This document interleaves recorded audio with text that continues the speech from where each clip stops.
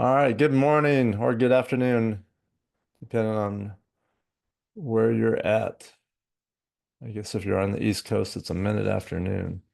I'm in Mountain Time Zone. I'm in Whitefish, Montana. For the rest of you, hey, put in chat where you're joining us from. It's always fun to see who's here and where you're from.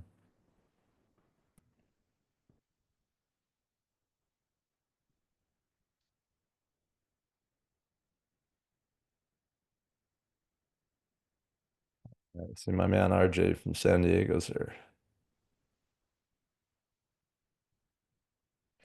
All right, we'll give it a what time is it? We'll give it 1 minute.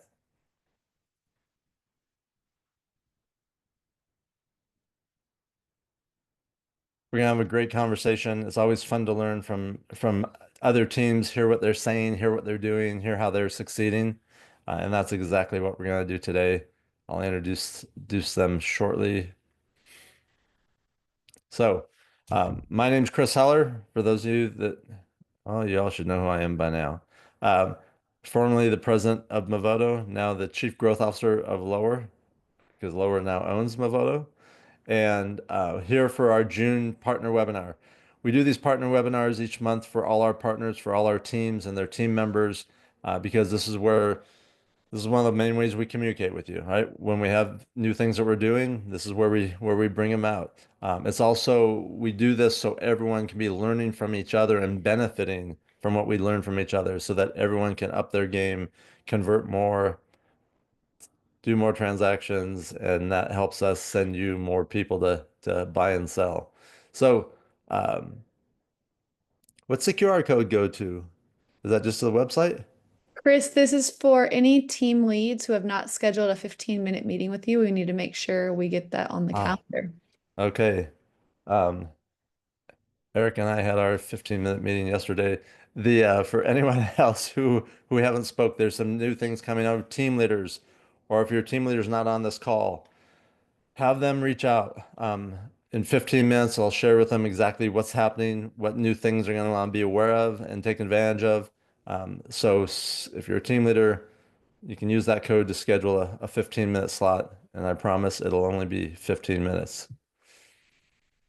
All right. So one of the things that we announced recently that we launched yesterday, and we had two webinars. We invited you all to webinars. Now we know that you don't read an email that we send you, and occasionally you miss something. So I'm gonna, for those of you that accidentally missed it, I'm going to share what it is.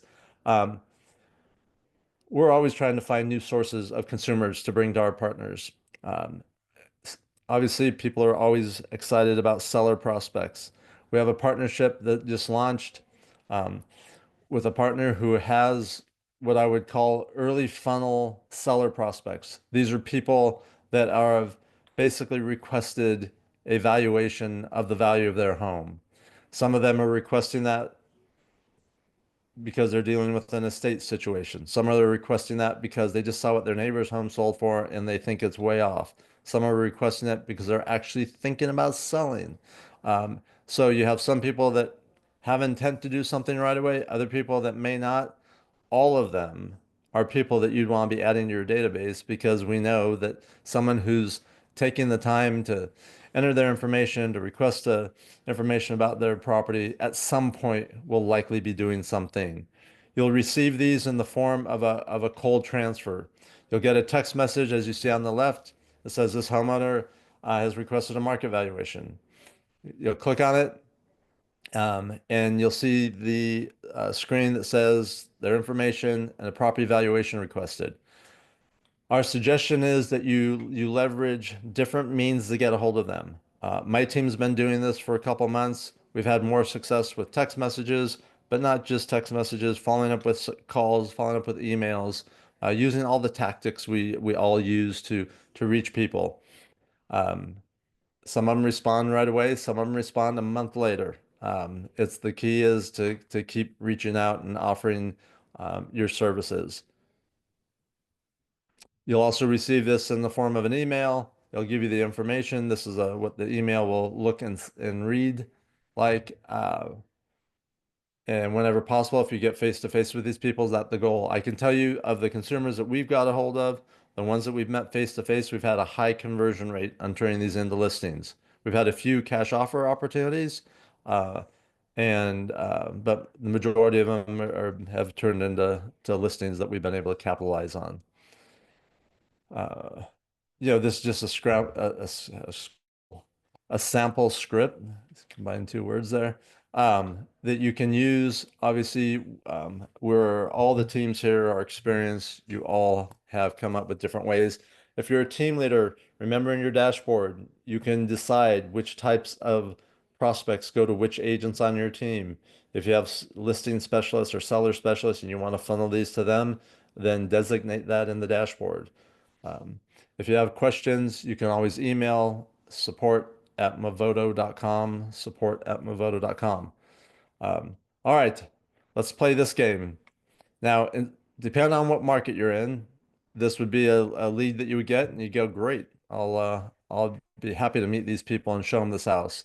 Other markets, you may say 170,000, you cannot buy a parking spot for 170,000. No thanks. I'll let someone else take this one. Well, all the agents that passed on this lead missed out on that consumer buying this house. So they inquired about a $170,000 property. They bought a $460,000 property. On a daily basis, we have multiple examples of things like this happening all over the country in every market. The moral of the story is don't judge a book by its cover. You never know who the person really is. You never know what their capabilities are. You don't never know who they live next to, who they work with, who they're related to that also has a real estate need. So don't miss out on those opportunities. Accept them. All right. If you have questions about anything I've touched on quickly, again, you can reach out, you can put them in chat, you can send to support@movoto.com. The main thing we want to do though is get to our team and learn about them. So we have a great team. They operate in multiple markets in Texas, El Paso, Texas, and Colorado Springs, Colorado. Uh, Eric Estrada, this is your team. Eric, you want to introduce your team members and what they do, or you would like everyone to introduce themselves? I think everybody introduce themselves. I would love for them to get the spotlight. But I am the broker owner of Homes of Expansion Network. Have an expansion team within Keller Williams that's about 6 states wide right now and growing.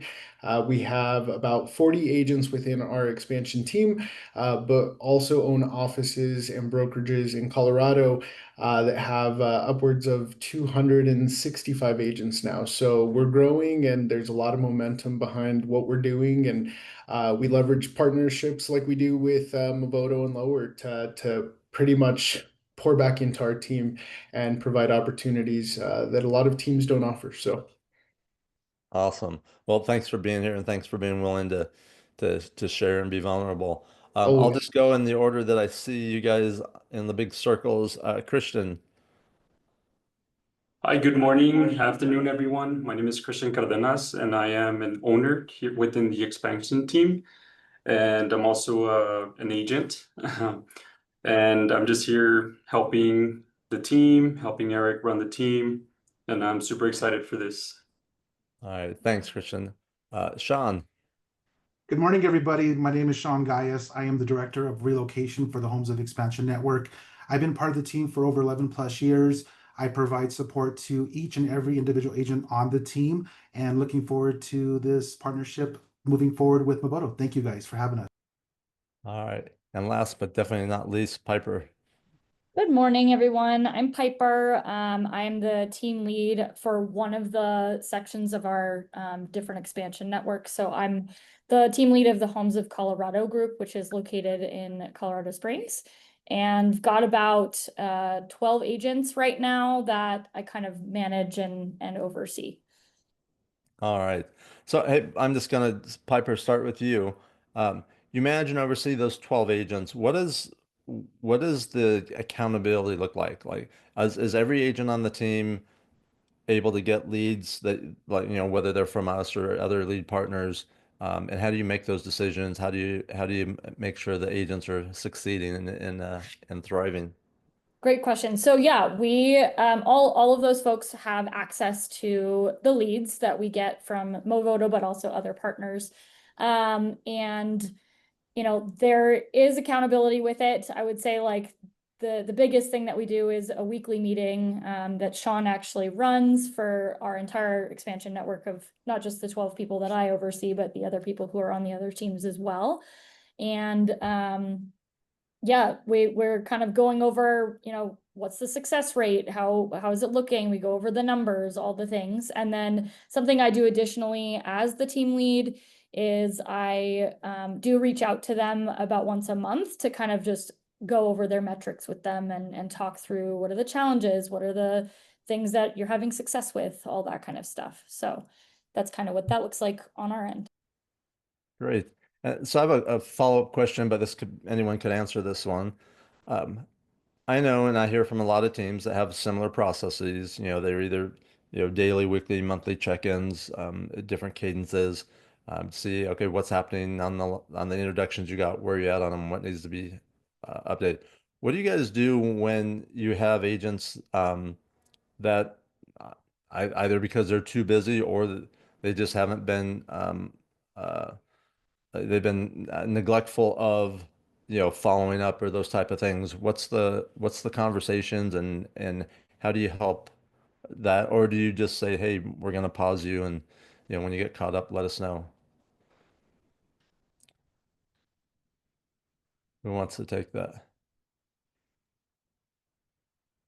Eric, it looks like you want to take it. Yes. So I was waiting for Sean because this is his baby. But Sean's our relocation director, and both Piper and him and a few other members on our leadership team, they pretty much put together a coaching and accountability system. We don't like to call it. We don't like to use the word mandatory. We don't like to use the word written up or anything that personifies negativity. And so instead it's coaching and accountability, and it's a system that Sean can maybe talk a little bit more on, but it's to kind of gear them and point them in the right direction. We all know, everybody on this call, if you're working with leads, following up with those leads is a challenge, and we could all get in a negative mindset pretty easy, especially with the volatility of the market and the shift that we are continually seeing. And so having a system in place that is both rewarding for a job well done, but is also in line with the ultimate goal of converting more, and you know, is just super important. We have to have rules and guidelines in place in order to achieve bigger and better goals. So, Sean, do you want to talk a little bit more about the system? Yeah, absolutely, Eric. One thing that we strive on is I leverage our team leads, and each region has a team lead in our area of teams. And so what we do is I leverage them in regards to the stats. And like Eric mentioned, we have a coaching accountability form that we kind of, you know, created to base it off of what our team structure is. So we utilize that to make sure we are following through with the team. But our goal is always to make sure that they are successful completing these leads and making sure that they are following through with the process. So to answer your question, Chris, our goal is to make sure that we're looking at the metrics. We are looking at the background of the Movoto Pro Plus dashboard. But I also leverage our Movoto Plus representative, which is Emma. She has been very supportive on the team to make sure that we are still in guidelines of the Movoto Plus guidelines that you guys have. So we definitely leverage the Movoto Plus dashboard, and it gives us all the stats, and that's where we leverage with the coaching and accountability form that we have in place. And that's helpful. Sean, what do you do? And I'm sure other teams would like to hear too, is when you have someone who's succeeding at a high level, how do you reward them, or how do you create even more opportunities for them? What's that look like? Yeah, absolutely. So one thing is we do recognize them on our social branding with within our team in general. So we do recognize them when they go under contract or when they're closing. So we recognize them that, you know, hey, they are doing a great job. So that's one thing that we do award them on that level. Eric, do you want to chime in on your side of kind of what we look as overall as a team? Yeah, absolutely. Every region does it a little bit different. But one thing that Piper does is she goes in and kind of creates little congratulatory moments. And so whether it is recognizing them for their first closing or for their first under contract, getting balloons or getting somebody's favorite snack, it doesn't have to be elaborate, but just knowing that they're seen, that they are being rewarded and recognized for a job well done. And our goal is not just one or two transactions. We're in this to change lives and to create opportunities for others. So we also pour in on other levels. So we do a lot of team outings and a lot of team events to recognize and to pull the team together and really just celebrate the successes within individually, but also as an expansion team. And every fourth Tuesday of the month, we have an entire recognition week where we highlight all of these agents who are converting, who are having successes, big and small.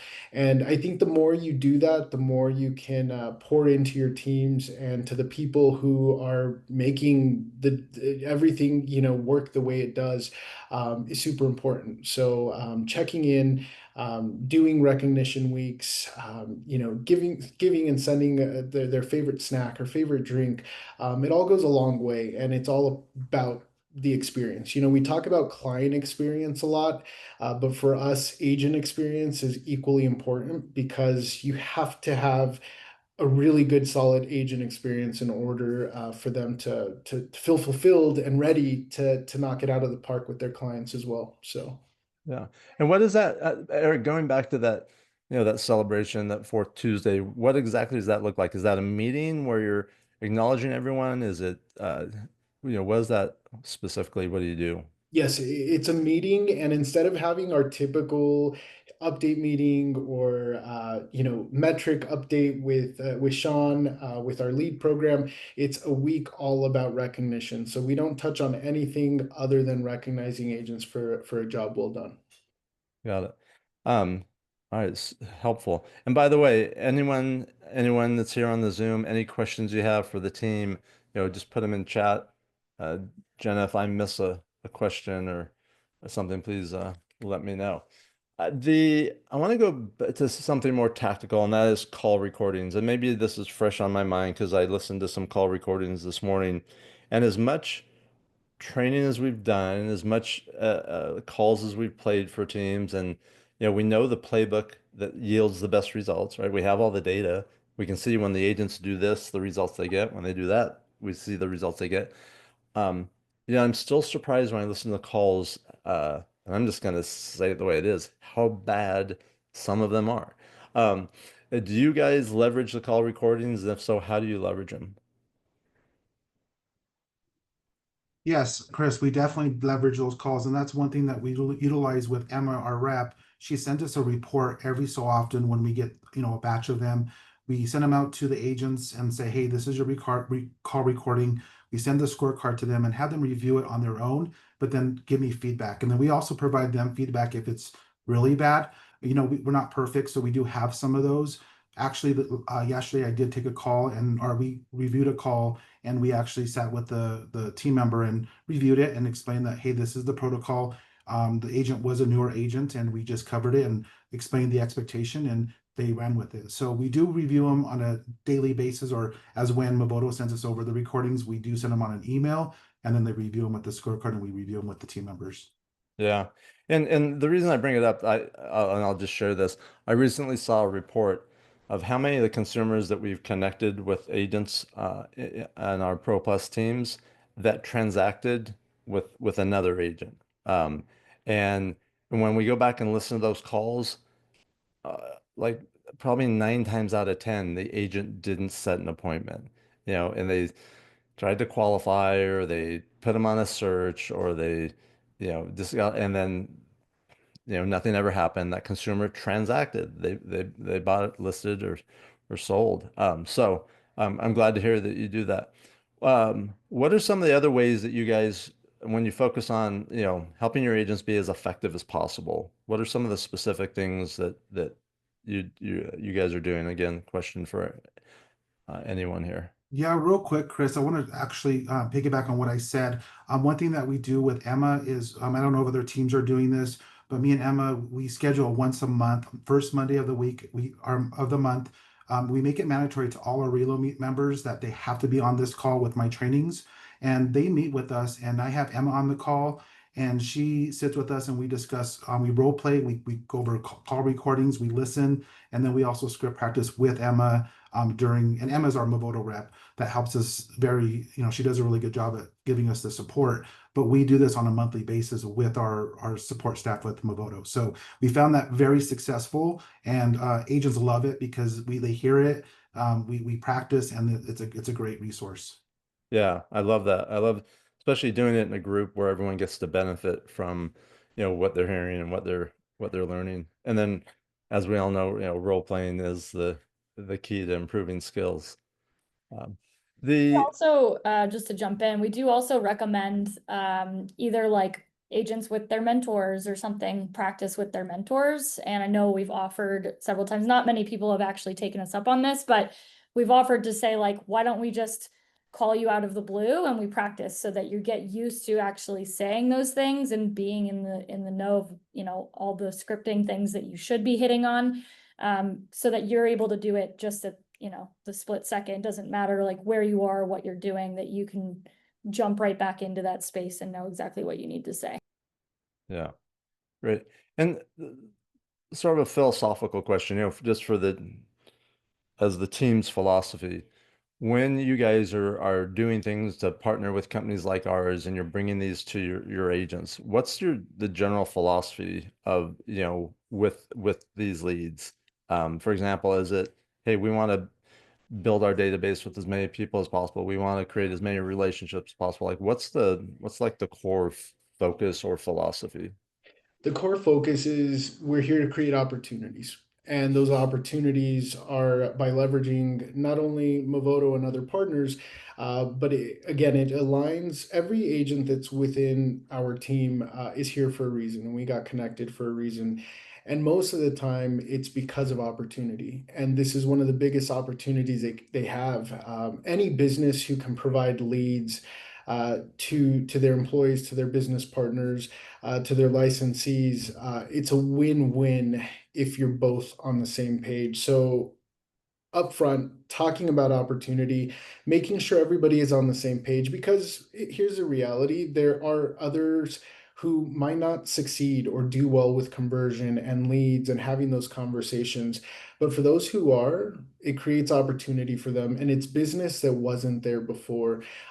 So when teams are supporting financially upfront, or if it's an individual who is getting started and buying into leads, again, it's business that wasn't there before, and you have to treat it with the utmost respect, because not everybody has that opportunity. And so going in with the right mindset, looking at as an opportunity and not as an additional split or additional, like, if you can take all the financial aspect out of it and really just focus on the goal of building a stronger pipeline, that's key in keeping your mindset fresh and solid moving forward.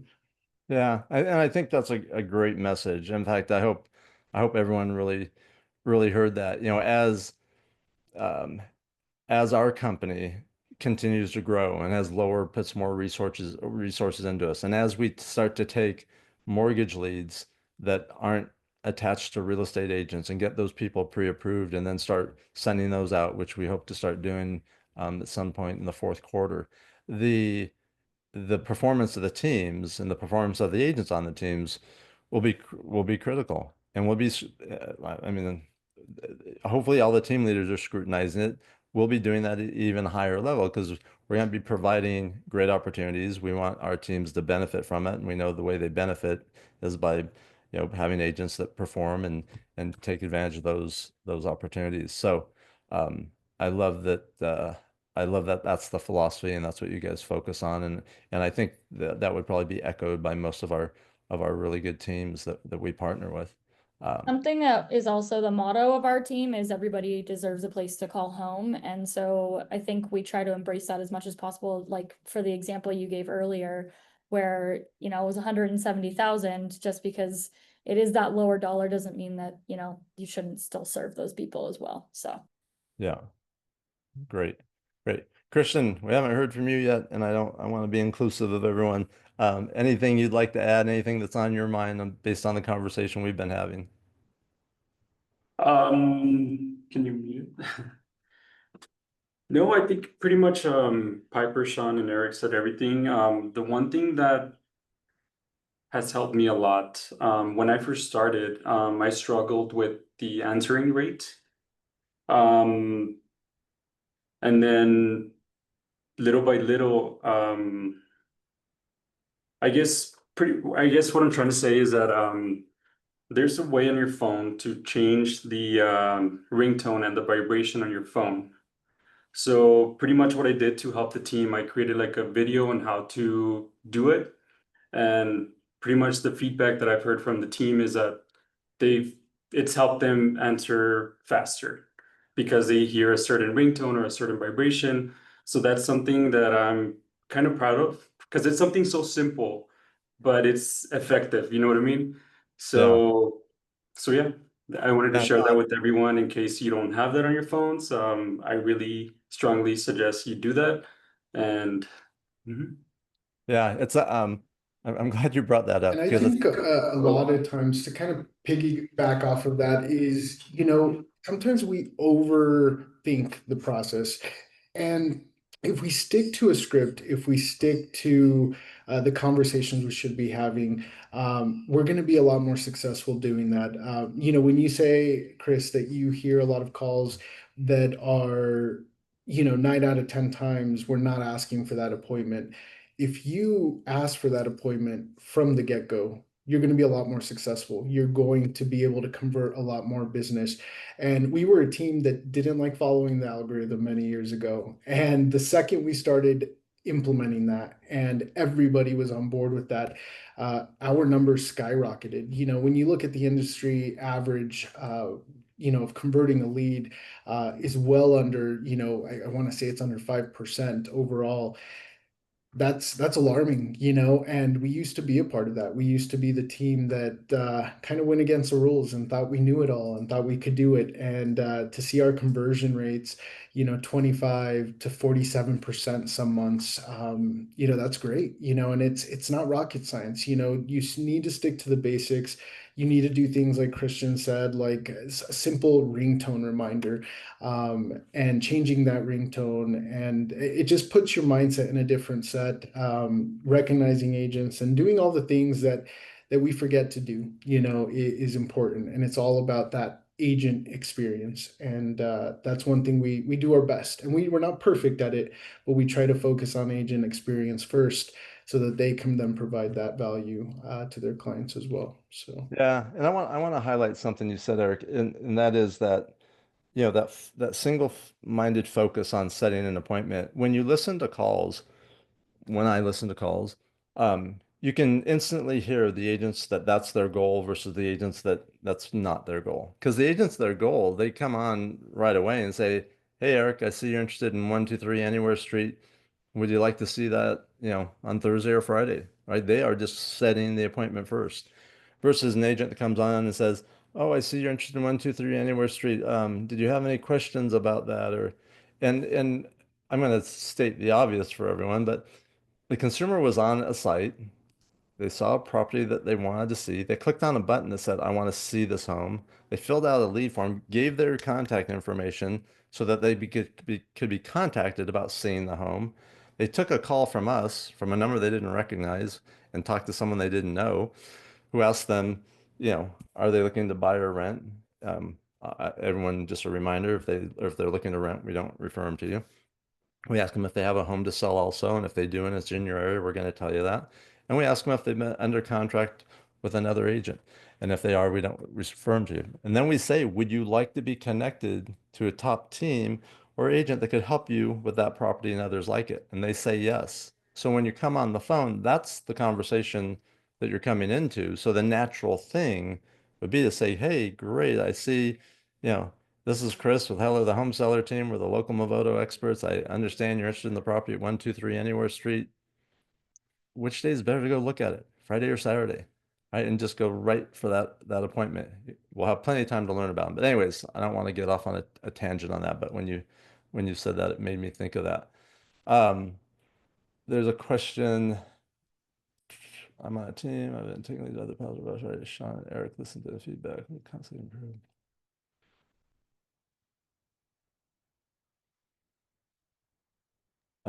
Yeah, so I see Sylvia, Yeah. who's one of our longstanding members on our team. She said that one thing is we listen to feedback, and it helps improve metrics and follow up over time.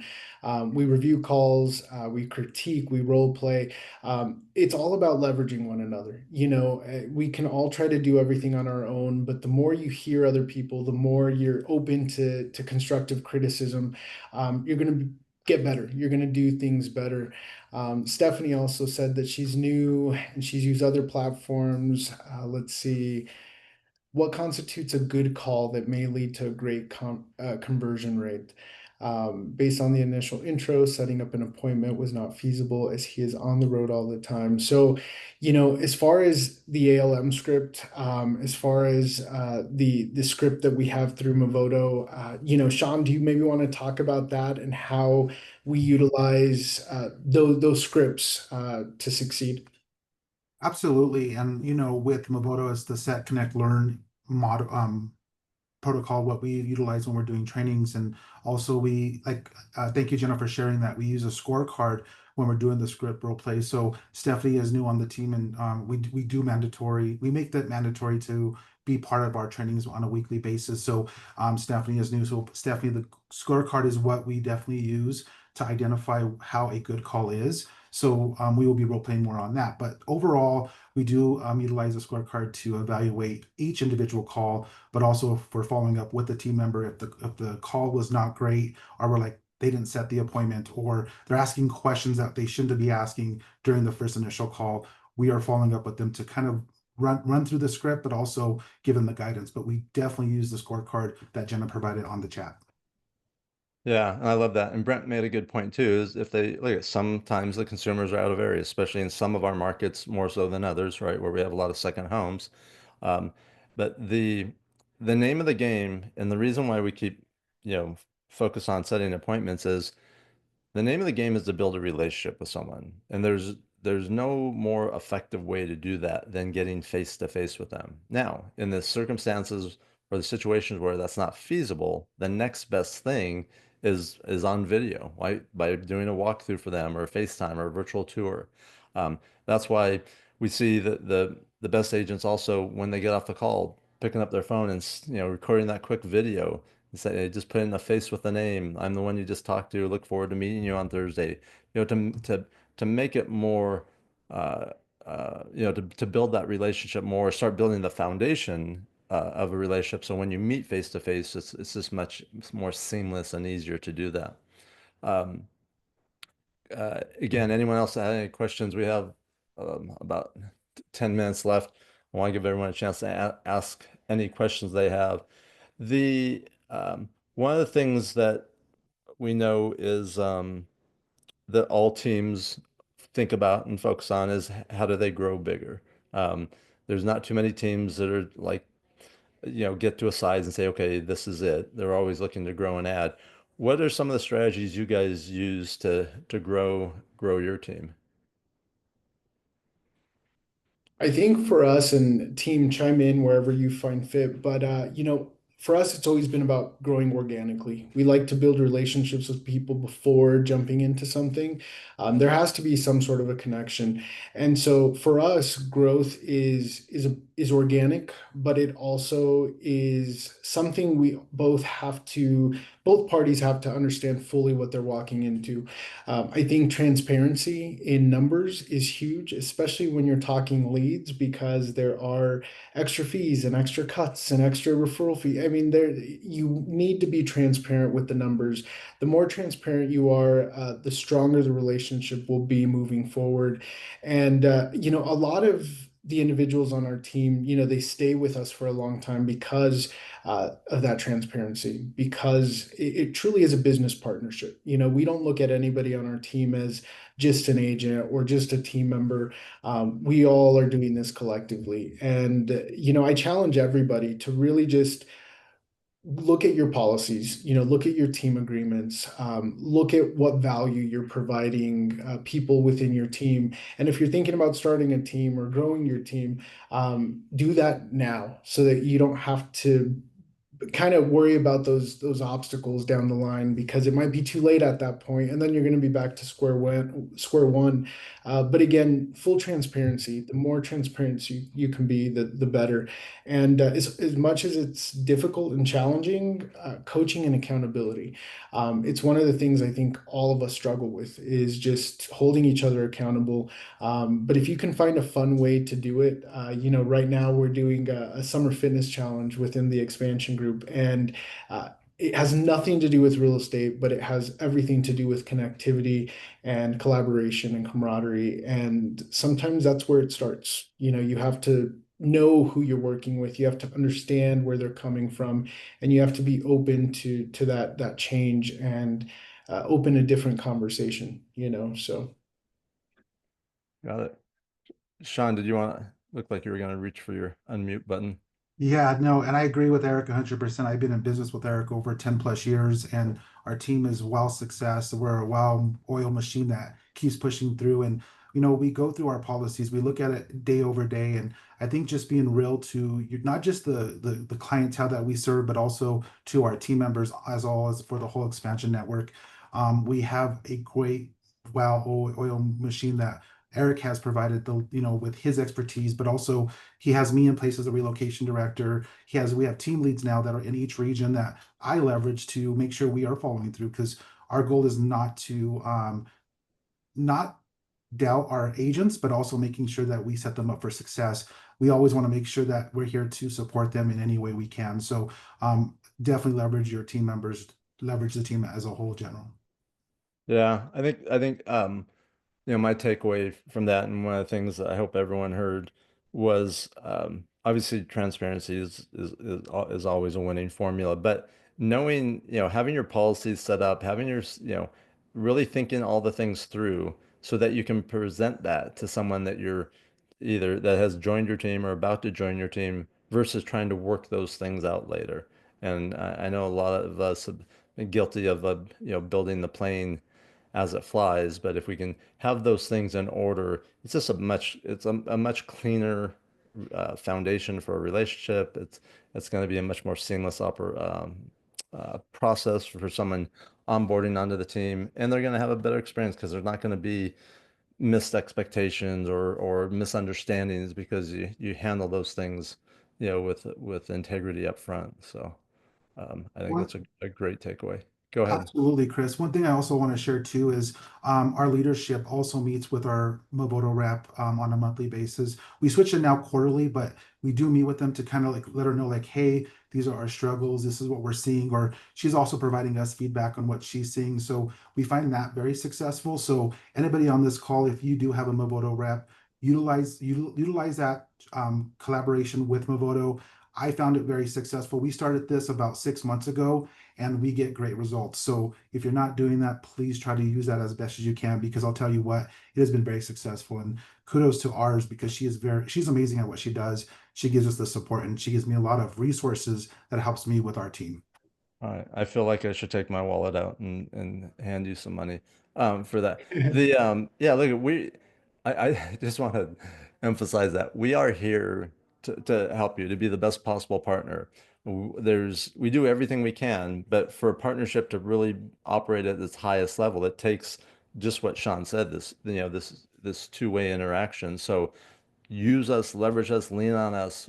We will promise to deliver value, but we need that opportunity and that willingness to partner. All right. Again, any questions from anyone, that you want to ask, whether you're an agent on a team, and put them in chat. We'll get to them. Let's talk about from an agent's perspective. If I were to say, hey, what do agents like best about being on your team? I want each one of you to answer separately, and you can't use the same answer that the other one gave. So I'll start. We'll start with Piper, then I'll go to Christian. I'll leave the hardest for Eric at the end. Sean, then Eric. So Piper, what would, if I talk to agents on your team, what would they tell me they like best about being on your team? I would say I'm only gonna say one, so I don't take one from somebody else. But I feel like one of the hugest things that we provide that I think teams get away with really quickly and easily because we're all adults and they just don't think it's necessary. But the level of acknowledgement and recognition that we give to the members of our team, I think goes a long way.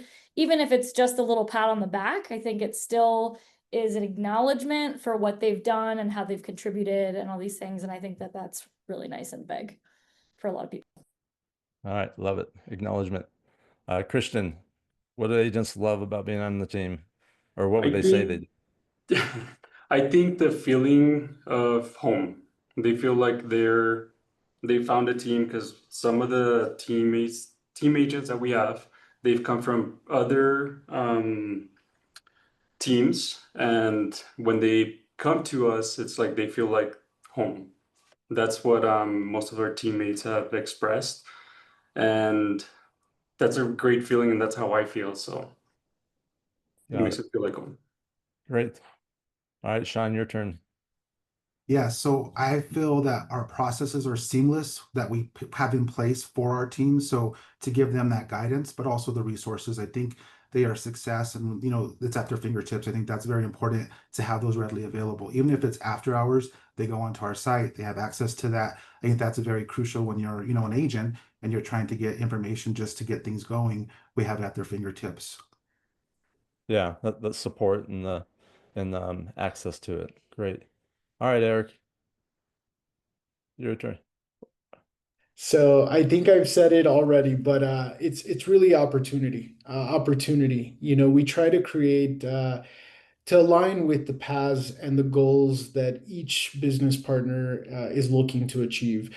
And whether that's 5 transactions a year, whether that's 20, whether that's to become an investor owner in one of our expansion teams, whether it's to mentor or coach, we try to listen. We listen and we want to grow together. And so the opportunities, I think, is a big reason why a lot of people select our team. I don't know if she's on here with us today, but we had a veteran agent of 25 plus years in Orlando, Florida, recently join our expansion in Orlando.